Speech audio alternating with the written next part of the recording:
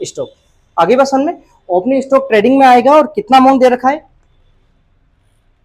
45,000। यहां तक क्लियर है? ठीक है, ओपनिंग स्टॉक हमें दे रखा है 45,000, तो ये हो गया। सेकंड पॉइंट देखो, परचेस। क्या बोला है? परचेस। आपको पता होगा परचेस जो है वो कहां पर आता है? ट्रेडिंग अकाउंट में, ट्रेडिंग में आता है। तो यहां पे अपन लिख देते हैं टू परचेस। आगे बात समझ में। और आपको पता होगा कि परचेज जब अपन लिखते हैं उसमें से परचेज रिटर्न क्या होता है? लेस होता है। तो यहाँ पे परचेज हमें दे रखा है 7,60,000, उसमें से हमें लेस क्या करना होगा? Purchase return. आई बात समझ में। अब परचेज रिटर्न आप सर्च करो कि कहां पर लिखा हुआ है। परचेज रिटर्न आपको दे रखा है 10,000, तो यहाँ पे अपन ने लेस कर दिया 10,000। 760 में से 10 आप लेस करो, कितना होता है? 7,50,000। आगे बात समझ में। नेक्स्ट देखो, सैलरी सॉरी सेल्स रिटर्न। क्या दिया हुआ है? Sales return. आपको पता होगा सेल्स रिटर्न जो है वो किस में से लेस होता है?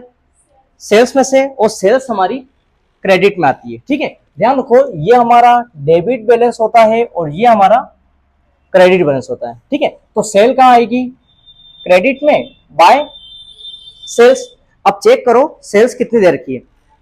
बिल्कुल 12,50,000, और उसमें से हमें क्या लेस करना है? Sales return. तो माइनस कर दो सेल्स रिटर्न, कितना है? 25,000। बिल्कुल सही है, 25,000 हमने लेस किया। ठीक है, तो कितना हो गया? 12,25,000। समझ गए? 12,50,000 में से 25 लेस करते हैं तो कितना बचता है? 12,25,000। आगे बात समझ में। फिर आगे उसने ये बोल रखा है salary and wages. Salary and wages मतलब सैलरी।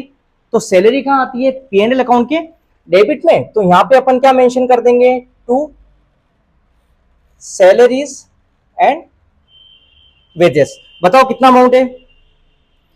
1,80,000, तो ये आ गया 1,80,000। आई बात समझ में। सैलरी कहां आती है पता होगा आपको?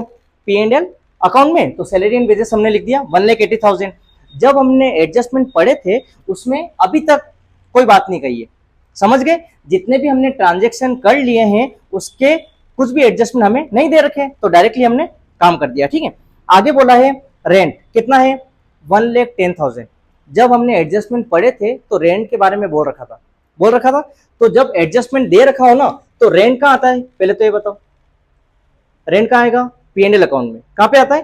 P&L अकाउंट में। तो यहां पे अपन कर देंगे टू रेंट, और एडजस्टमेंट होता है। एडजस्टमेंट मतलब या तो प्लस करेंगे या